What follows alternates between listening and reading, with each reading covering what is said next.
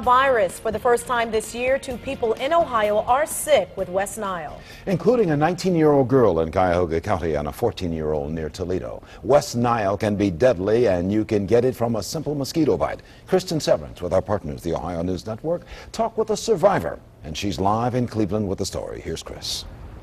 Leon, but first I wanted to tell you that 19-year-old Cleveland girl that contracted the West Nile virus, she lives in the Broadway neighborhood of the city. She had to be hospitalized because of those symptoms. Now, I talked to a Northeast Ohio man tonight who tells me he knows exactly how she's feeling. Sick as a dog for 2 weeks. Got up one morning. Hey, I feel better. Wait a minute, arm doesn't work. And that, in a nutshell, is how Alan Manfrey describes getting the West Nile virus. And I remember killing only one mosquito the whole year. And he was right in here.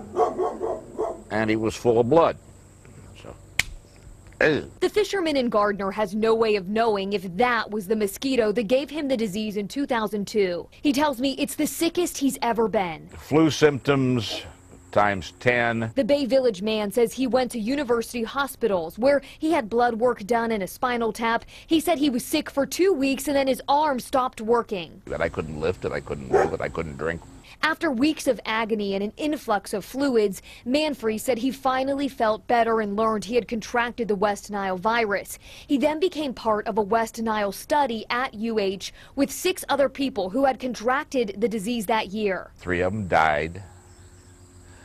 The last I heard about one, he was still paralyzed. The first 2 cases of the virus in people this year were just confirmed in Ohio. One victim, a 19-year-old, lives in Cleveland. Well, of course we're concerned. We never want to hear of a person coming down with something like this. Cleveland Health Department officials tell me 4 out of 5 people who contract the virus don't show symptoms. Manfrey tells me he feels for these latest 2 cases. I certainly hope then the success that I had as far as the recovery goes.